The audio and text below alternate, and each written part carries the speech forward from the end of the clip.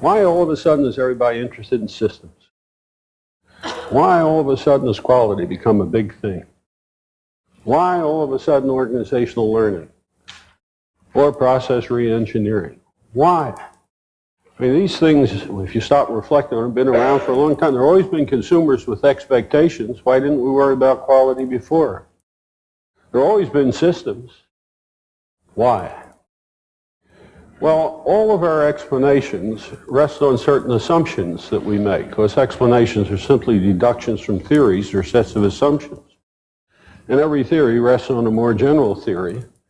And the most general theory of all that each of us has is a theory of reality, a concept of the nature of the world, which is referred to as our worldview, or as the Germans refer to it with the beautiful word Weltanschauung, our concept of the nature of reality. Now, there are very few people who are conscious of that set of assumptions about reality. There's no need to be, but you all have it. You absorb it by osmosis in the process of acculturation, of growing up. And the reason that we share a culture is that we share a worldview. The worldview is the cement that holds a culture together. It characterizes what the historian calls an age. An age is simply a period of time in which a culture has a single shared view of the nature of reality. And therefore, a change of age is a period in which the worldview is going through a transformation from one view to another. Now, the reason for all that is that the thesis of the argument I want to present to you is that we are in the early stages of a change of age. We are about to consummate, not immediately, but in time, a transformation from one worldview into another. Well, in order to present that argument and defend it, I'm going to go back a little way and talk about the preceding one. The preceding worldview, which is has a long way to go before it's completely dead, because worldviews don't die, they fade away, began with the Renaissance. The Renaissance was a period of transformation between two ages, the Middle Age and the modern era. But the significance of the Renaissance is frequently lost. We all know that it represented major changes, but not what the nature of the changes were. The fundamental nature of the change in the Renaissance derived from several facts. The first fact was expected life was 27 years before the Renaissance. 40% of the children born did not survive infancy. 95% of the people never traveled more than 4 miles from their place of birth during their entire life. And they lived in abject poverty. Now, if you begin to amplify those statistics and develop an image of what life was like in the Middle Ages, it was pretty damn miserable for most people. And so the fundamental question which was asked is, what's the purpose of life? Couldn't understand why we were given life if it's so punishing. Now, the only institution that mattered during the day, the Catholic Church, which was the only international institution of the time, provided an answer. It said life is preparatory for death. You see, if you live life correctly, you've got an infinite sojourn in paradise or heaven, so why the hell worry about 27 years? The only thing to worry about is live it in such a way that you make the right turn afterwards. And so that was the generalized belief. And as a result, the Middle Ages focused on spiritual life and afterlife, not this life. And that's easy to see by looking at the art and the literature of the time. You don't see any realism to speak of. You see Dante's Inferno, Milton's Paradise Game, Paradise Lost, pictures of gods and angels floating around, but no realistic scenes of everyday life, because the preoccupation was with afterlife. Now, two things happened that began to convert. The first was Peter the Hermit's crusade, which for the first time led hordes of men, estimated around 40,000, across the face of Europe, who for the first time came in contact with cultures other than the one in which they had been born. And they observed differences and became curious about those differences and began to ask questions. Why do these people have a different set of values than we do? Why do they have different habits than we do, different trades than we do? And that led to the movement called the New Humanism. And the new interest in the nature of man led to a new interest in the environment of man. Now that was accompanied by the opening of trade out of the city-states of Italy, where similarly merchants began to visit other cultures as far as you know, as far east and west as India and China, and saw cultures again completely different than ours, and emphasized the question of what's responsible for those differences, and became curious about man. Now, in one obscure encyclical during the Middle Ages, curiosity was actually declared as a sin. But despite that, like birth control today, people ignore it. And so they began to inquire into the nature of man and his environment. And that led to the movement called the Renaissance. And Renaissance, as you know, is a French word which means what? Rebirth. It was the re-entry of man into this world. Now, when we made that re-entry, we developed a completely new view of the world, which was based on three fundamental beliefs and the doctrines which were derived from them. The first fundamental belief was that complete understanding of the universe was possible. It was a reversal of the assertion that man couldn't understand anything. He simply had to accept reality as an act of faith, that God knew what he was doing, and you just believe it. But now if you look at the work of René Descartes, probably the first great modern philosopher, what he was all about was to declare the ability of the human mind to understand the nature of reality and to understand it completely. That view of the complete understandability of the universe in principle, if not in practice, was reflected in a conference held in Europe in the middle 19th century, when you may recall it was the habit of such conferences to issue proclamations at the end. And the proclamation would be an attempt to state what was generally believed by the people who attended the conference. And in 1850, this conference in Europe of the leading scientists of the world said that it was their collective belief that by 1900 our understanding of the universe would be complete. Now that's hard to believe today, but they really believed it, which shows that scientists can't forecast one damn bit better than economists can. They completely missed everything that was to come later, but they believed it. Now that belief, as you'll see, is very important for other things that followed. That was the first leg of what I will call the machine age, for reasons that I'll explain in a moment. The second leg derived out of the method of thought. This period developed a concept of what thought was that derived from observing children. If you look at a child who's given an object they've never seen before, not an infant, but a child. It could be a radio, a clock, a toy, whatever it is. And just leave it with them. And they want to find out what it is. What's the first thing they'll do? Take it apart, of course. So the first step is take it apart. The second step is try to understand what the parts do. Now try to assemble the understanding of the parts into an understanding of the whole. Three-step process. That is analysis. Analysis is a process by which you take something you want to understand apart, try to understand the behavior of each part taken separately, and then assemble the understanding of the parts, aggregate it into an understanding of the whole. Now, that became the dominant method of thought in the Western world.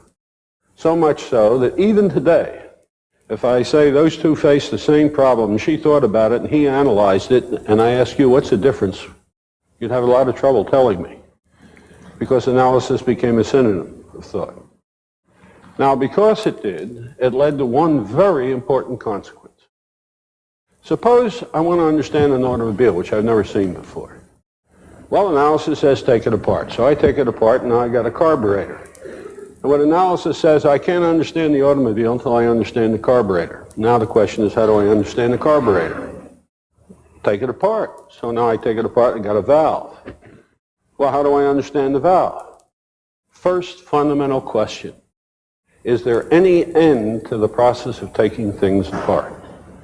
Now, if you believe in the complete understandability of the universe, what must the answer be? There had to be an end. Otherwise, you'd never have complete understanding. And therefore, the first fundamental doctrine was that everything and every experience is reducible to indivisible parts, elements. And that's manifested through every branch of human knowledge. In physics, the decision was that every physical object is ultimately reducible to indivisible particles of matter called the what? The atom. The atomic theory is a reductionist theory of nature. Most of you had a course in chemistry somewhere in high school. Do you remember the first day? I can guarantee you got a sheet of paper with a table on it. What was the table of? Chemical elements, the ultimate forms of matter. In biology, you learn that every living thing reduces to a single element of life called the cell. And so on, through every science until you reach something like linguistics, one of the most modern sciences. And what does linguistics tell you? All language reduces to elements of sound called phonemes. Science was a crusade in search of the element, because we believed that understanding of the universe would only be possible when we had understanding of the elements of which it was composed, and therefore we first had to identify them and understand them. Now the third element of machine-age thinking resulted after we understood the elements. See, if we've now taken a table apart into the atoms that compose it, we understand the behavior of the atoms. In order to understand the behavior of the table, we've got to put the behavior of the atoms together. That means knowing how they're related. Now, it's not surprising that in an era that believed that everything was reducible to indivisible parts, that we believe that all relationships between things were reducible to one single, simple relationship. That's all that was necessary. And that relationship was cause and effect. We could explain everything in the universe just using that one relationship. Now, cause and effect is such a familiar concept to us today that we don't know what it means anymore.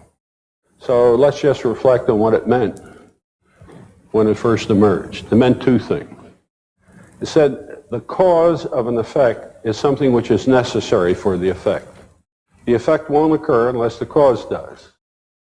And the cause is sufficient for the effect. That is, if the cause occurs, then the effect must follow. So, if I do this, you just saw a light come on and a sound, and I ask you what's the cause. You said it was my striking this with the coin.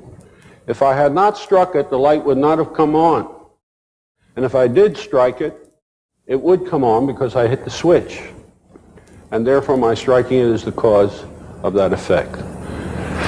Now, our commitment to cause and effect thinking led to three very fundamental doctrines which permeated our thought for almost 400 years. First one was this. If I want to explain a phenomenon, all I have to do is find its cause. So I find this cause, and now I got a complete explanation of the phenomenon because the cause is sufficient for the effect, right? But I've got an unexplained cause. So how do I explain the cause? Well, I treat it as an effect, right? Find its cause. But now I still got an unexplained cause. Question, is there any end to the causal regression? If you believe the universe can be completely understood, what must the answer be? There had to be a first cause. You have just now heard the cosmological proof for the existence of God, because that's exactly what it was, the official doctrine as to why God existed. It was derived from our commitment to causality. And so God was seen as the creator, the first cause. And therefore, the only thing in the universe which could not be explained, because it was uncaused, God alone had to be accepted as an act of faith, but everything else could be accepted on rational grounds once we understood what the causes were. Now, the second consequence of cause and effect thinking, in a sense, was even more profound. It enabled us to develop a theory of explanation that excluded the environment. We didn't need the environment to explain anything. Now, that's a really shocking one in light of today's thought. But reflect for a moment. There's two evidences of this. First one, I used to ask my students, what's the most familiar law of physics? And since they weren't physicists, they never knew the name of it, but they would usually say it's that experiment that Galileo ran with the balls running down the hill, you know. And I said, that's the law of freely falling bodies. And some of them even knew it was S is equal to 1/2 GT squared. I said, the important thing about that law is its name. What's the word freely doing in there? Well, what is it doing in there? What does freely refer to? It's a law of a body falling in a what? In a vacuum. What's a vacuum?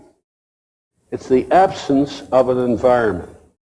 All the fundamental laws of physics tell us what will happen when there is no environment, not when there is one.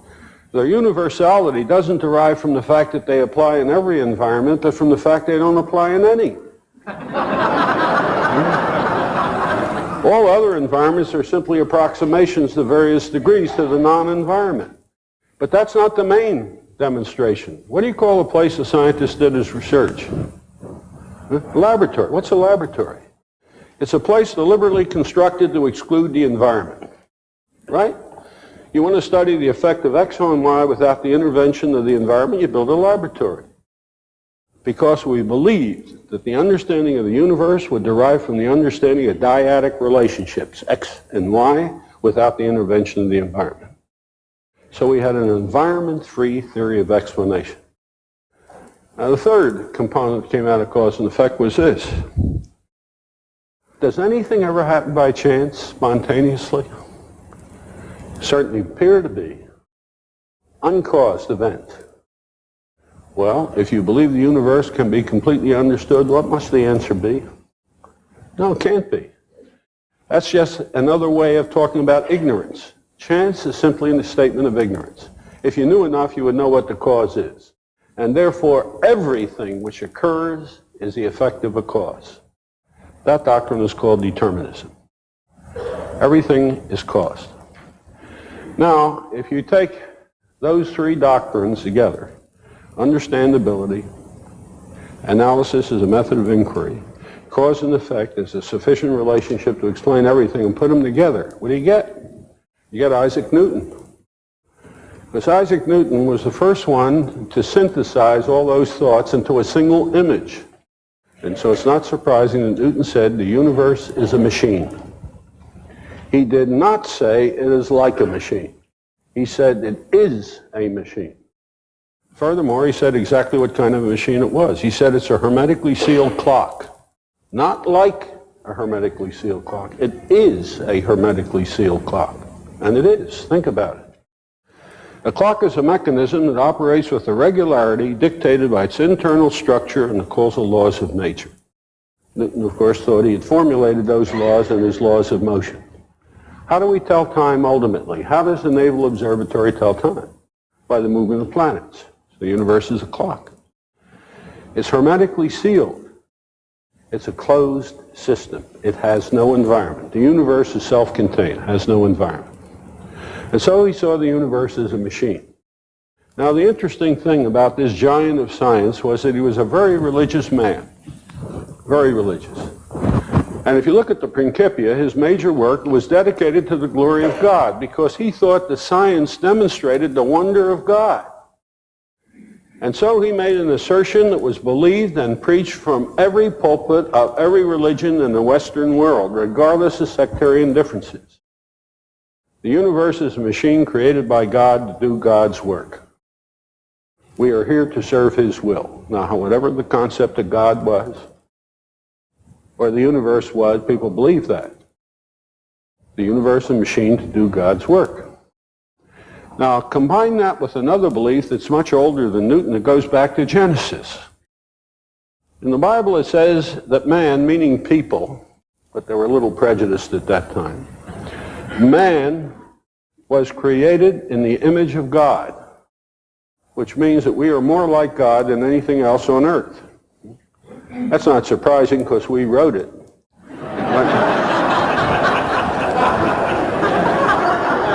But now put those two thoughts together, you got the premises of a very interesting syllogism. One, the universe is a machine created by God to do God's work, and man is created in the image of God, then what should man be doing?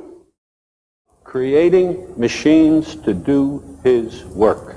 And that was the origin of the Industrial Revolution.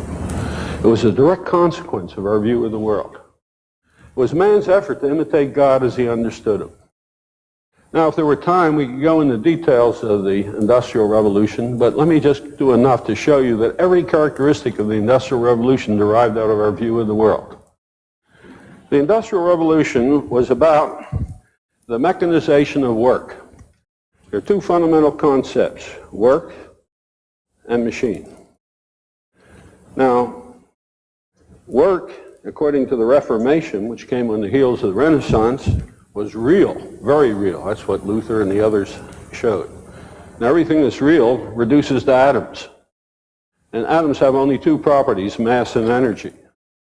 And therefore, it's not surprising that work was defined as the application of energy to matter in order to transform the matter. So if I move a chair, I change the location of the chair, and that's work, because I applied energy to changing a property of the chair. If I burn coal and create heat, that's work, because I applied energy to the coal to transform it. So work was seen as the application of energy to matter so as to change its properties. Now, what's a machine? A machine is any object which can be used to apply energy to matter. Now, let's see how good your memory is. You all learned somewhere in school that there are three elementary machines from which all other machines are derived. Reductionism again. What are the three machines? Lever arm, or pulley wheel and axle. What else? Inclined plane. There they are.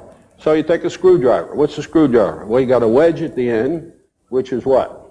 That's the inclined plane. You got the handle, which is the wheel and axle, and if you take the length, you got the lever. You got all three combined to create a screwdriver. Now, the problem was to deal with work so we could mechanize it, apply machines to it. So here's a job to be done. How do we do it? Well, first thing you got to do to anything is analyze it. So we took it apart. You took the task apart. How far down do you take it? Well, if you read Frederick Taylor, he'll tell you. He says, reduce work to its elements. Work elements. How's a work element defined? It's a task so simple that no two people can do it at the same time. It can only be done by one person at a time. I can remember my father trying to tighten the same screw as I was working on. It didn't work. Tightening the screw is a work element. You know, moving a 500-pound table isn't. But lifting this watch is a work element, because it only takes one person to do it, and two would only obstruct it. All right, what we tried to do then was by analysis of work, and it was called work analysis by Taylor, we reduced work to elementary tasks. Now, the next job was to mechanize those tasks. Well, you can see why we reduced it to elements, because the simpler the task was, the easier it was to mechanize, and in many cases we could use elementary machines to do it. However, for one of two reasons, we couldn't mechanize all of them. Either we didn't have the technology for some of these tasks, or it was cheaper to use human labor than machines. So what we did is we assigned these tasks to people, we mechanized the others. And now, following the analytical procedure, we aggregated all of them. And so what we have is a sequence or a network of elementary tasks performed by men and machines to produce a product. And what do you call that network today? That's the modern factory. The production line and assembly line is simply the result of the analysis of work and its mechanization. Direct consequence. Now that has two very important implications for what we're about. The first one is this. If there turns out to be another way of thinking other than analysis, then there must be another way of organizing and designing work. And by God, there is, and it doesn't look anything at all like Ford's assembly line or production line. They already exist. And when they were looked at for the first time by the deans of American production, they denied its validity. Of course they did. They couldn't understand it. We'll come back and we'll look at that in a moment. The second thing it did was not intended by any means, but nevertheless occurred. In the process of the mechanizing of work, we reduced work to elements that were simple enough to mechanize. Those that we couldn't mechanize, we gave to people. And therefore, we made people behave as though they were machines. We dehumanized work, which ultimately led to its alienation, the alienation from work, which has been a major phenomenon of the 20th century. According to the Department of Health, Education, and Welfare, it's the most serious problem confronting this country. Because despite all the productivity figures you see, when you separate the productivity of capital from the productivity of labor, the productivity of labor has been going down. Well, the Industrial Revolution was the technological manifestation of machine-age thinking. Now, what happened? Well, what happens at any age is the appearance of certain problems that challenge the validity of the worldview. Those problems are called dilemmas. A dilemma is a problem which cannot be solved within the prevailing view of the world. Well, hundreds of them appear over time, and you have to develop a critical mass before anything really occurs. Now, I'm not going to go through hundreds of them, but let me just give you a sample of some of the more important ones. The first critical one arose was this. Machine-age view of the world says that everything which occurs is the effect of a cause. And that means there's no free will, no choice. Everything you do is determined by something that preceded it. Now, we don't believe that. Obviously, we don't. We believe we make choices, that we have freedom. But that's incompatible with the view of the world. That's a dilemma.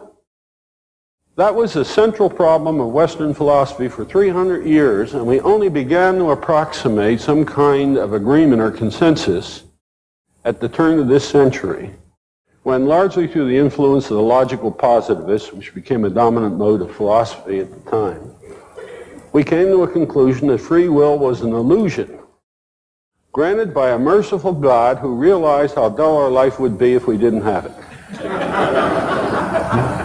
One philosopher who had two very unique gifts, brevity and clarity, said it in two sentences. He said, man is like a fly riding on the trunk of an elephant who thinks he's steering it. The elephant doesn't mind, and it makes the ride more interesting.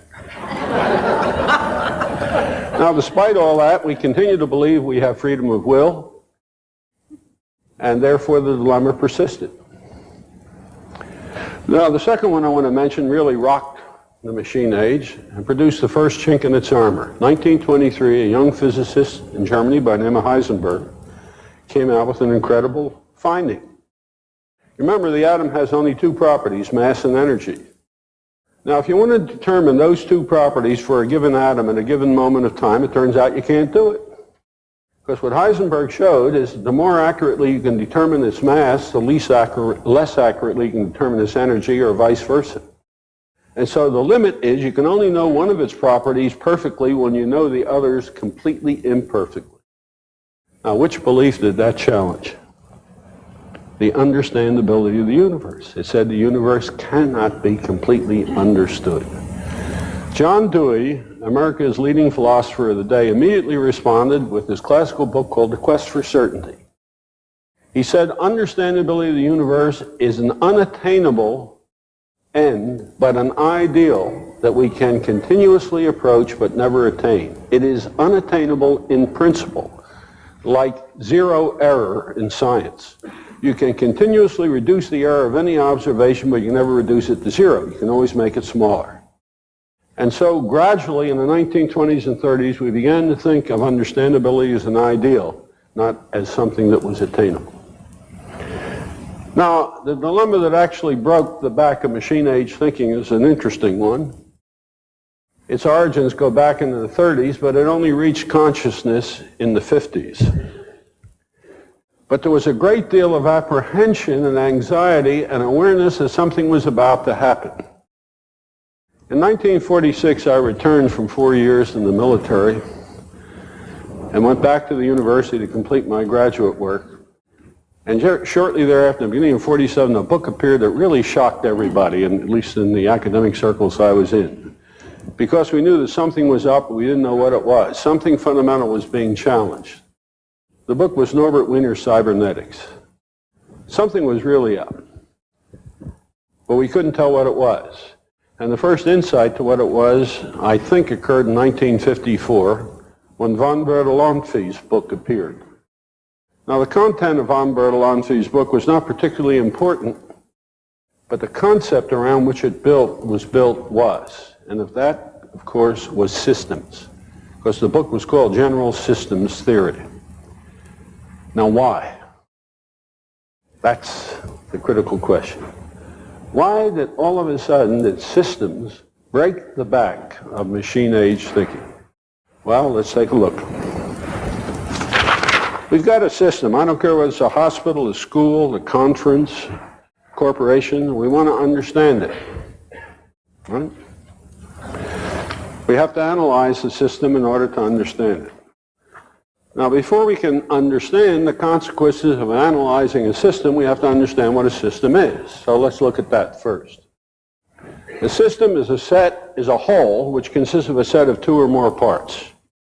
So it's not an atom, it's not an irreducible thing, it's not an element. It can be divided into parts. Three requirements are imposed on the parts. Each part can affect the behavior of the whole. So you are a system, a biological system, an organism. Your heart can affect your behavior, your lungs, your stomach, your pancreas, your liver. You name the part, it can affect you. Unfortunately, I said that to a group of doctors a while ago, and one of them immediately arose and said, it's not true. He said there's at least one part of the body that's not known to have any effect on it at all. And I pretended surprised and said, what is it? And he held out the appendix. I said, what does the word appendix mean? Well, what does it mean? It's added on or attached to, but it's not a part of. You see, if the medical sciences ever find a use for the appendix, they'll have to change its name. Because as soon as it has a function, it's a part. It's no longer an appendage. Okay. So the first requirement is every part of a system is capable of affecting its behavior. Second, the way each part affects the behavior of the system depends on what at least one other part is doing. Now, there are several different ways of saying that. It says no part has an independent effect on the system. It depends on other parts. Or if you're a logician, you would say it simply is the parts constitute a connected set. They all interact. No part is isolated.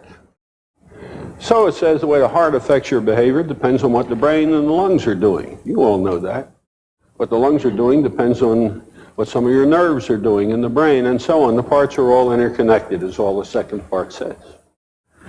Now, the third part says if you take the parts of a system and line them up in any order at all, doesn't matter how you do it, and then divide it up into groups, subsets. The subsets, no matter how you create them, will have the same properties as the parts. That is, every subset of parts can affect the behavior of the whole, and no subset of parts has an independent effect on the whole. So when you take the human body and break it up into the motor system, the nervous system, the metabolic system, and so on, these subsystems interact, and each one can affect your behavior. Now, if you take those three properties, put them together, we get a poetic definition of the system. It's a whole which cannot be divided into independent parts. Now, that certainly doesn't sound radical and revolutionary, does it? It sounds almost trivial until you reflect. Because a system, following from its definition, has certain very critical characteristics. First one, the essential properties of any system, the properties that define a system, are properties of the whole which none of its parts have. Now, that's not obvious, but it is on reflection. Take an automobile. Mechanical system you're all familiar with. What's its essential property? It can take you from one place to another, right? What part of an automobile can carry you from one place to another? The wheel? The seat? The axle? Of course, nothing. Not even the motor. The motor can even carry itself from one place to another. The automobile can, though. You walked into this room earlier. I looked at you and decided you were human beings. Perhaps an error, but nevertheless I did. Because I saw you do characteristically human things, like your writing. You can write. Your hand can't write. Cut it off and put it on the table and watch what it does. Nothing. Your eye doesn't see, you see. Your brain doesn't think, you think. Those are instruments which you use in the process, but they are properties of you as a whole. And therefore, when I take a system apart, it loses its essential properties. If I bring an automobile into this room and disassemble it, although I have every single part in this room, I don't have an automobile, because the automobile is not the sum of its parts. It is the product of their interactions. Therefore, when I take a system apart, the whole loses its essential properties, and furthermore, so do its parts.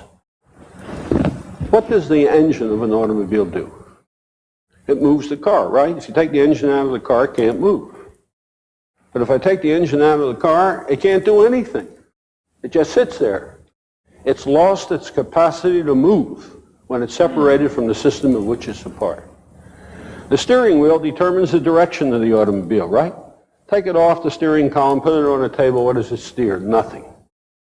The hand separated from the arm just sits there. And so when a system is taken apart, the system loses its essential properties, and so do the parts. Now comes the system's dilemma that broke the back of the machine age. Where's that system we had up here a minute ago? Here it is. We want to understand it. Analysis says, what's the first thing we do? Take it apart. What happens when you take a system apart? It loses all of its essential properties. Analysis in the second step says, try to understand what each part does taken separately. What happens when you take the parts of a system separately? They lose their essential properties. And so the great discovery in the 50s was that you cannot understand the nature of a system by analysis. And that's a fundamental revolution. Another method of thinking was required. And it was developed in the 50s. Not surprisingly, it came to be called synthesis. And it's exactly the opposite of analysis. In analysis, if this is a system we want to understand, the first step is take it apart. In the first step of synthesis, we do exactly the opposite. Consider a university, for example. If you're an analyst, you want to explain a university, you first say it consists of colleges, and colleges consist of departments, and departments consist of students, faculty, and subject matter. You drive it all the way down to the element. And then you try to build it up again into an understanding of the university. If you're approaching the university synthetically, the first step is the opposite of taking it apart. And that's seeing the university as a part of a larger system, the educational system. It's exactly the opposite. In the second step of analysis, you try to understand each part taken separately. In the second step of synthesis, you try to understand the containing system, the larger system, not the parts. In the third step of analysis, you try to aggregate the understanding of the parts into an understanding of the whole. In the third step of synthesis, you disaggregate the understanding of the whole into an understanding of the part by identifying its role or function in the system of which it's a part. Now, what analysis reveals about a system is how it works. If you want to know how an automobile works, you have to analyze it, take it apart, and see what each of the parts do. And if you want to repair it, you've got to analyze it to find out what part isn't working. So the product of analysis of a system is know-how. Now, psychologists don't like common language, so that became knowledge. But that's not understanding. Knowledge is what's contained in instructions, not in explanations. Understanding is what is contained in explanations. And what synthetic thinking does is tell you the role or function of the system in a larger system of which it's a part, and that explains it and yields understanding. Analysis reveals structure, how it works. Synthesis reveals understanding why it works the way it does. For example, you all know the British drive on the wrong side of the street. Why? I'll give you all the English automobiles you want and all the American automobiles you want. You can take them apart from now to doomsday and never get the explanation. Because the explanation doesn't lie inside the vehicles. It lies outside them, in the role or function which they perform. Now, I don't know the truth, but there is a book that appeared recently explaining this. It said the knight in shining armor riding on a horse down a road in England was normally right-handed and wielded his sword with his right hand. What he was concerned about was an attack by a highwayman coming in the opposite direction towards him. And he wanted to be in a position of defending himself. So he rode on the left so that his sword-wielding arm would face the oncoming person. And when the British developed their automobiles, they simply followed the knight. Well, we didn't have knights in shining armor when we designed the automobile. What we designed it for was a lot of right-handed people who prefer to shift gears with the right hand, not the left hand, so we moved them over to the other side. See, the explanation doesn't lie inside, it lies outside in the roller function. The automobile was originally developed for 6 passengers. Why? You can take them apart from now to doomsday and you won't tell. No amount of analysis will tell you why. Lead you to understand 6 passengers. Why not 7, 15, 19, 3? The answer lies in the fact it was designed for the average American family, which happened to be 5.6 at the time. The reason it's getting smaller is it's now 3.2, so the car is contracting. The explanations always lie outside. So, the machine age began to die when we gave up the principle of understandability.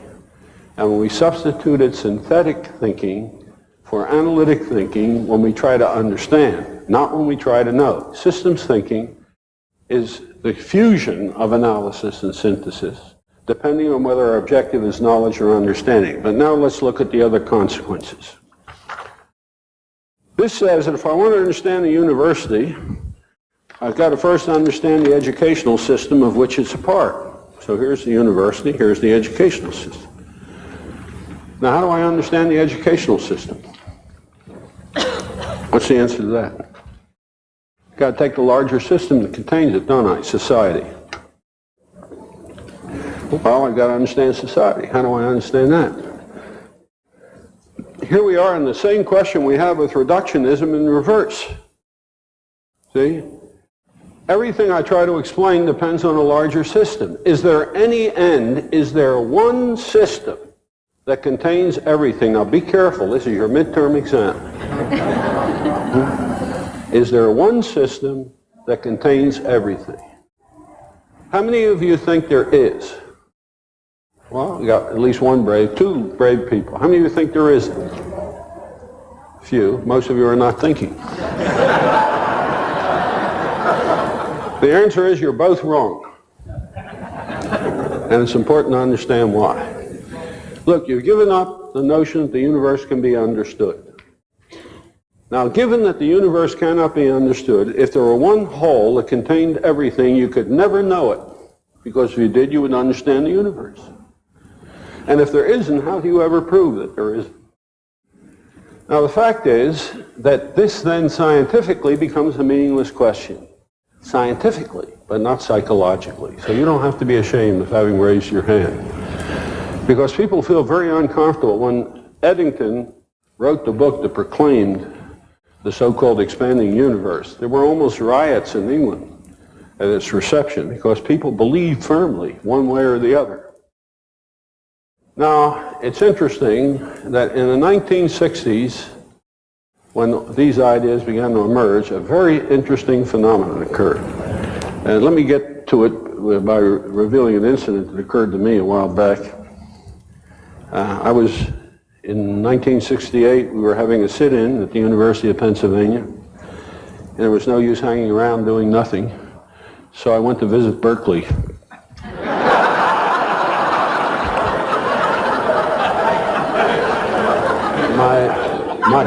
My colleague Churchman was there, and so I went out to see him, and I arrived on the morning that their sit-in broke out.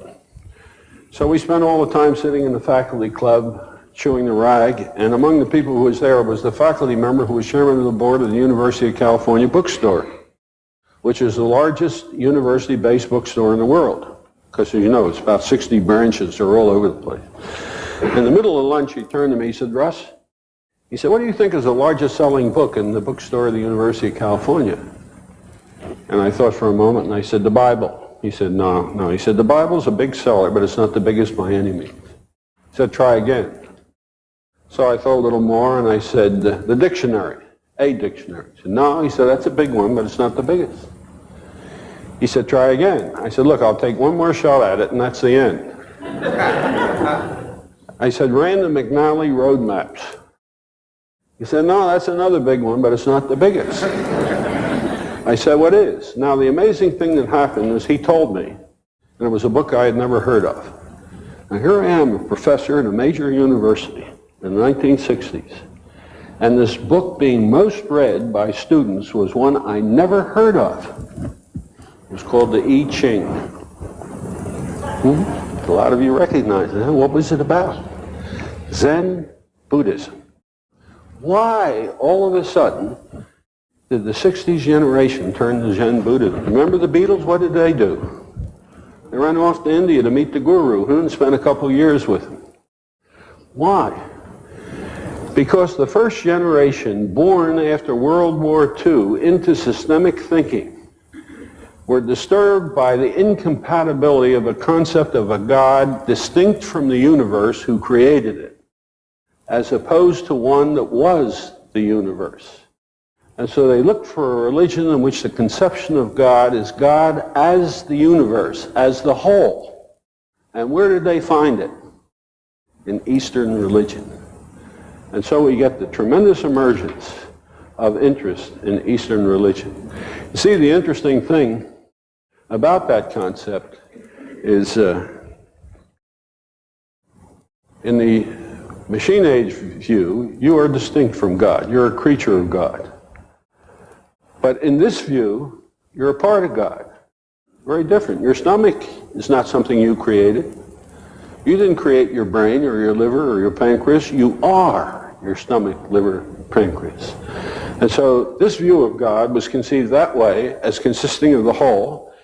And if you wanted to sense your participation in that wholeness, you needed a new way of doing that, which was what? Meditation. That's what the whole meditation movement was about. How a person could lose his self-consciousness and awareness of the whole of which he was a part. That was what the effort was. So what we get is the doctrine of expansionism instead of reductionism, which says to understand anything, you have to get to larger systems. You will never reach a complete explanation or understanding of everything, but your understanding increases the larger the system that you comprehend. Now, your knowledge increases the smaller the element that you comprehend. Knowledge goes from the whole down to the parts, and understanding goes from the whole up to larger wholes. So expansionism comes. Now what happens to the rest of it? Well, the story of what happened to cause and effect is in many ways the most interesting part of the transformation, but it's also the most technical, so I'm going to have to give you a feeling for it.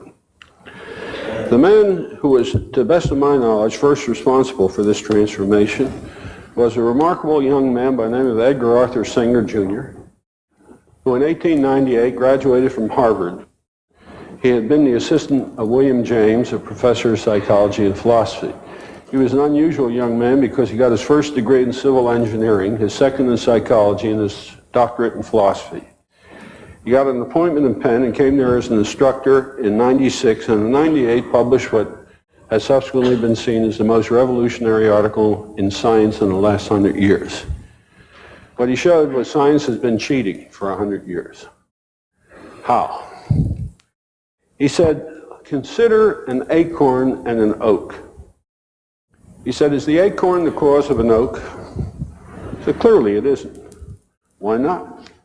Well, although an acorn is necessary for the oak, it's not sufficient. That's easy to demonstrate. How? Throw an acorn in the ocean, you don't get an oak tree. Throw it in the desert, you don't get an oak tree. In an iceberg, you don't get an oak tree.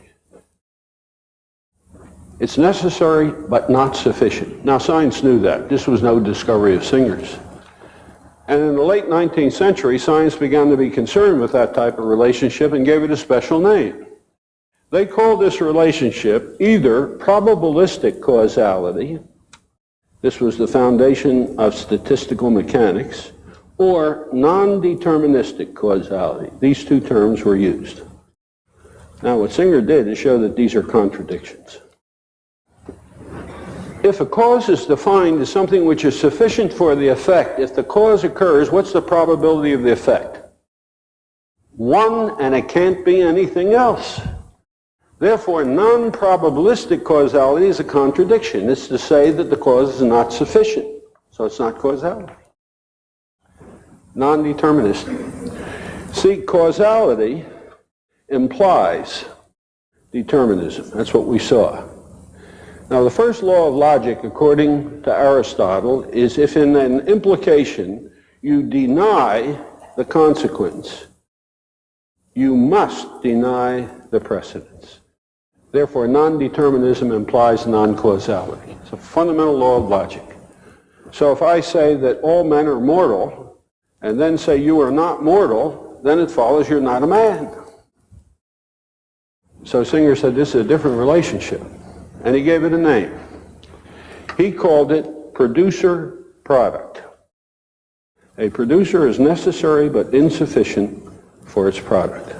Now let me just say a word by way of a footnote. This was written in 1898 and was completely ignored. Nobody saw the significance of it until 1954.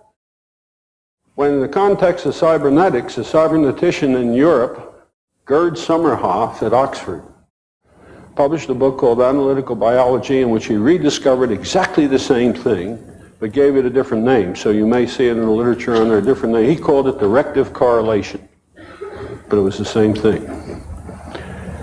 Now, Singer said, let's look at the world through producer-product instead of cause and effect. What happens? Well, a series of things happen. First of all, if I want to explain this acorn, which I've got, this oak, which I have over here, what I do is look for the acorn which produced it. Now I found it. Do I have a complete explanation for the oak? Of course not, because it's not sufficient. Well, what else is necessary to become sufficient? Well, what is? Well, I need a certain amount of moisture, right? A certain kind of soil with nutrients, and so on. I have a list of the other necessary conditions. The sum of these is called the what? That's the environment. Lo and behold, all explanation now requires the environment. We have an environment-full, not an environment-free theory of explanation. Nothing can be understood independently of the environment. Boy, what a shocker this was. See, as a child, I learned there are lots of universal laws, and the first one I learned is everything that goes up must come down. That's not true. It's true within the gravitational pull of Earth, but go out beyond it and go up ad infinitum. Every law is constrained by the environment within which it applies. There is no such thing as a universal law. They're all environmentally relative. It was the first consequence of producer-product thinking. Now the second one is very technical. It's what happened to determinism, and I can't take you through that argument, but I want to give it to you by analogy. Have you ever gone abroad and seen a fruit or a vegetable you never saw before?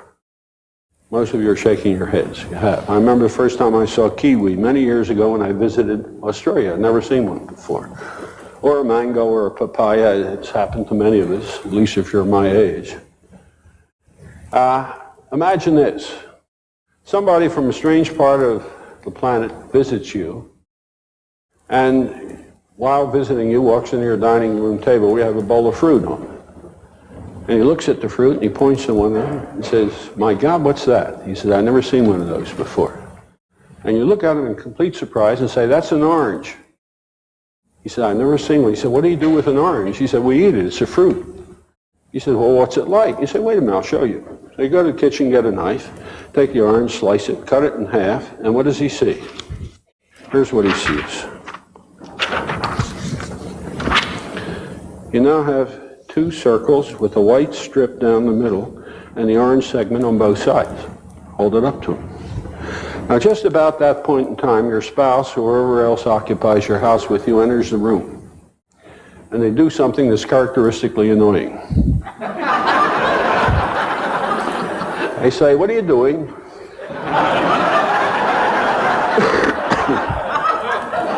And you say, he's never seen an orange before, and he asked me what it's like, so I sliced it to show it to him.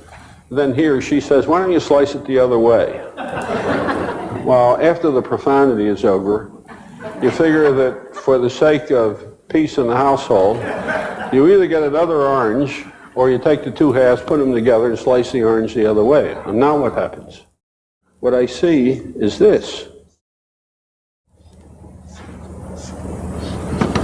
Same orange, but they're two entirely different views of it. Now, what Singer showed, and this was his life work, is that cause and effect is a way of looking at reality. There are an infinite number of ways, because reality isn't two-dimensional, it's multi-dimensional, and every slice through it will give you a different view.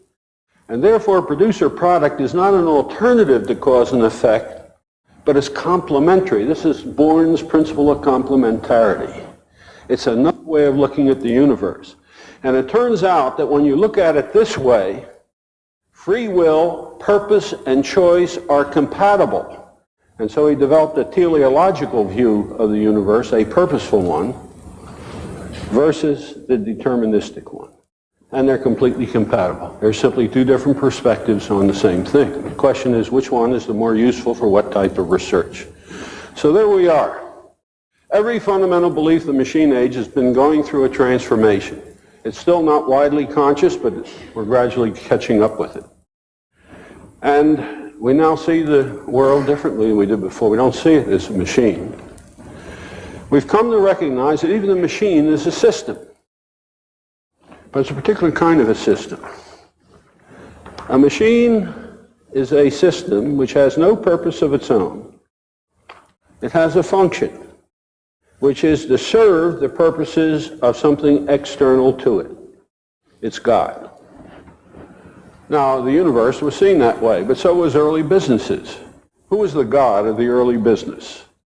The owner who created it. He was present and all-powerful. He could do any damn thing he wanted. There were no labor laws, no restrictions, no registration. He was God. And the business existed to serve his purposes. It had no purpose of its own. And his purpose was what? To make a profit. And so Milton Friedman, who was always behind times,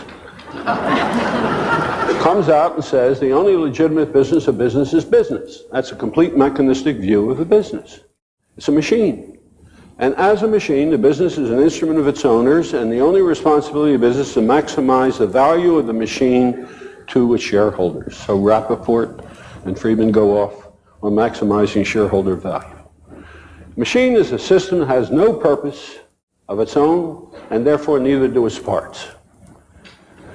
Now, when von Bertalanffy came along and began his papers in 30, but they were written in German, so they didn't get known on this side of the Atlantic until the 50s, he said the organism is a very different kind of a system. It's a system, but it's different. Because an organism has purposes of its own.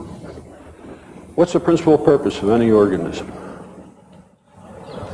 Survival, right? That's its purpose. And in order to survive, it must grow. So we now have a system which is survival-seeking, or viability, and growth is seen as necessary for it. Now what about its parts, its organs? They don't have any purpose, they have a function. So your heart doesn't have a purpose of its own, your lungs, your stomach, and your pancreas. They have functions, but not purposes. And this exists in an environment that's a passive receiver of the output of this and its waste, and a supplier of the resources. But you don't have to worry about the environment, it takes care of itself in the biological view. Now, it's interesting, if there were time, we could go through the history of the concept of an enterprise, and you see it went through this transformation right after World War I for a very interesting reason. Up until World War I, most enterprises in the United States were owner-managed, and they were owned either by an individual or a family, and he was God. Unions were just beginning to appear to challenge the power of the owner, but several important things were occurring, like the education of the workforce. In 1900, the average educational achievement of an American worker was 3 years. They were barely literate. By World War I, it had gotten up to 8 years because of public education and so on. But the critical thing that occurred that produced this transformation in the way we looked at an enterprise was the fact that our economy was so healthy that the opportunities for growth exceeded the amount of growth an enterprise could achieve even by reinvesting all of its profits. That's important. Let me say that again. It says if an enterprise took all of its profits and reinvested it in its own growth, it still could not grow as fast as possible. And therefore, the fundamental problem confronting the owner of enterprises in this country in the 20s was, do I retain exclusive control, do I remain God, and constrain growth? Or do I share control with other contributors of capital and unconstrained growth? Now, the corporations that survived, the companies that survived, you know what they did. They went public. So Ford went public, General Motors went public, all the big corporations that survived went public to raise the additional capital so they could grow. And in that process, God disappeared. Now, there's a marvelous passage in the early work of Peter Drucker who recognized all this. He said, God has disappeared. It's become an abstract spirit out there. And we have created an institution to facilitate communication between man and God, who are now the shareholders. They are the abstract spirit. How do the clergy, called managers, know the will of God? By revelation. But the interesting thing that happens is the whole language of business became biological. The chief executive of the new firm, the senior manager, got to be called the what of the firm? The head, right. Head is a biological concept. You never talk about the head of a machine. Stafford Beer wrote two wonderful books, and I'm sure many of you have read. One's called The Brain of the Firm, and the other's called The Heart of the Enterprise, biological analogy. The firm was seen that way. The firm got to be called a corporation, not a company. What's the stem for corporation? Corpus. What's corpus? Body. Biological. Now, in World War II, we went through another transformation for a series of reasons. The principal one was this. The bulk of the American workforce was drawn into the military. They were drafted. Voluntarily or not. And I can attest to that. At a time when we demanded greater productivity from our industrial machine than we ever had in the past, which means we had to get substitutes. So who did we get to substitute for the men who were drawn into the service? Tilly the toiler, Rosie the riveter. You want to have fun, go back and look at the movies of World War II. What were they about? They were all about the feminine heroine who picked up the welding machine to fill the spot that her boyfriend left when he went to fight the war and kill the enemy, and he eventually returns and they reunite and she goes to her suburban house. It was the whole mythology of the war. It was the women were drawn into the workforce, elderly people and the young. And that was the first time in the history of enterprise that the workforce was not primarily motivated economically. Why? Well, you see, when we were inducted in the Army, our pay, well, you wouldn't believe it, $21 a month. Now, you couldn't support a family on $21 a month, even in 1942. But you didn't have to, because you got an allowance for each dependent. So your dependents could live above the poverty level, but not luxuriously, while you were in the service. So you didn't have to worry about them, and they didn't have to worry. So the people who went to work in the workforce did not have to work in order to survive, and it was the first workforce that didn't. And therefore, it had a different attitude towards work. He said, if you want me to work, you're going to have to pay attention to me. I am not a machine that you can use as you see fit and discard when I don't serve your purposes. Because I'm here because of patriotism and loyalty to a national cause, and you better pay attention. And for the first time, management had to begin to think of the workforce as human beings. Now, that was augmented in several ways. All kinds of curious things broke out at the end of the war. Here's the corporation here, or society, or a hospital or a school. It's a system. And what happened were two movements. One is parts of systems began to organize to protest the way that the system was affecting them, the system of which they're a part. He said, look, I got purposes of my own, and I want you to pay attention to them. And if you don't, I'm going to screw you up. Okay? You recognize this? Of course you do. This was the race movement, where minorities protested the way society was serving their interests. It was women's liberation, where people differentiated by sex were protesting the way society served their interests. It was the generation gap problem. It was the alienation from work problem. There are a whole series of problems that go under the name humanization, which had to do with the fact that society was becoming aware of the fact that the employed people are human beings with purposes of their own. Now, simultaneously, groups are forming outside. We're protesting the way that the organization is affecting them and saying, you start to serve my purposes better or I'll mess you up. You recognize that? Of course you do. That was the ecological movement, the consumerist movement. All of a sudden, managers of systems found themselves confronted with three different levels of purpose. The purpose of the organism itself, the enterprise, the purposes of its parts, and the purposes of the larger system of which it's a part, and the other systems in that environment. And none of these levels were the objectives compatible. The nature of management went through a fundamental change. We haven't caught up with that yet. That's the problem that confronts management, because it's still managing biological organisms. It's still acting as though the corporation is an organism. Because you see what happens is there are systems that are machines, there are systems that are organisms, and there are systems that are social systems. You can treat a machine as an organism. If you do, it would be stupid. You don't treat an automobile as though it has as its objective survival and growth. But you do treat organisms as though they're machines. We do it all the time.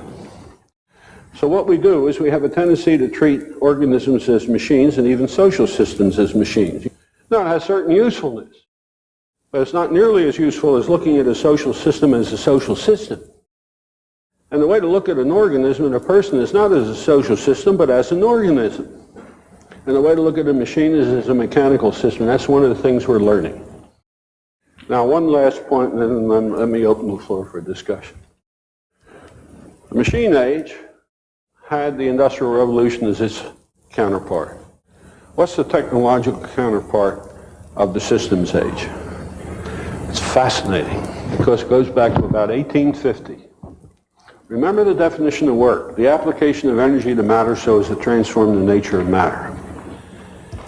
About 1850, we began to use electricity as a source of power for the first time. Electricity was known for at least 100 years, but it had been used as a toy. You remember Benjamin Franklin used it with kites to goose himself, but he never tried to use it productively. But in the middle of the last century, we did. And we started to use it, we had the problem of measuring it. Now, it turns out that you need to know how much electricity is flowing through a wire, and you can't see it. It turns out you can feel it, but that's quite dangerous. So we had to develop devices which would measure it for us. So what you get is ohm meters, ammeters, voltmeters, you know all that stuff. Now the interesting thing about those instruments were they were not machines. Why not? It had nothing to do with the application of energy to matter to change the nature of matter. But nobody recognized that we called them machines. So let's just accumulate that. What we have are instruments which do not do work. What do they do? Well, what they do is when a human being does it, we call it observation. So that the gas gauge in your car looks inside the tank and tells you how much gas is there. Believe it or not, when I was a little boy and my father bought his first car, when he wanted to know how much gas there was, I had to get out, go back, take the cap off, and look in. Great technological advance came a couple years later when they gave us a wooden stick that I could put in and read the wet mark. Observation is symbol generation. They were devices which generated symbols, but we thought they were machines. Very shortly thereafter, the telegraph was invented. Then came the telephone, then the wireless, then radio and television and the laser, and you know that. They weren't machines. What do? They don't apply energy to matter. What they do is transmit symbols. So they're symbol transmitting devices. We have a name for that. What do you call it when a human being transmits symbols? Communications. So these are observing, these are communicating. Now, for 100 years, these two sat around being treated as though they're part of the Industrial Revolution, and it wasn't until 1946 that we recognized that there's something fundamental had happened. What we were doing, in effect, is building a whole new culture on an arch that had three stones. We put observation in one side, then communication, but we didn't have a keystone until 1946. Now, some people who come from Boston argue that it was here in 1944. That's not true. It was at the University of Pennsylvania in 1946. And it was called the UNIVAC, the first electronic digital computer, which was not a machine. What is it? It's a symbol manipulating device, but it manipulates symbols according to rules, and that's called logical. So it's a logical symbol manipulator. Now we have a word for that too, but it's not quite as obvious unless you happen to know John Dewey, because John Dewey wrote a book before the computer about the logical manipulation of symbols. You know what he called it? How we think. And so it came to be called a thinking machine. It wasn't a machine, but a thought. Now, a very remarkable young lady. Remarkable, first of all, because she was a lady, and secondly, because she was a professor of philosophy, observed that we had three technologies out there that had one thing in common. What was it? They all had to do with the manipulation of symbols one way or another. Her name was Suzanne Langer, and her book was called Philosophy in a New Key. And she turned attention to the processing of symbols. Now, remember, synthetic thinking was beginning to emerge, and so for the first time, people began to ask what happens when you put things together instead of taking them apart. And when you put these three things together, what do you get? Lo and behold, what you get is a mind. See, the first industrial revolution was about muscle, about the application of energy to matter to transform it. Here's a whole new technology which is a substitute for mind, because it communicates, it observes, and it can think. And so automation, rather than mechanization, becomes the key concept of the post-industrial revolution, or the systems age. Now, I don't want to take any more time, but it's easy to show that the interest in design and quality and learning all derive from the same transformation in our concept of the nature of reality. Thank you.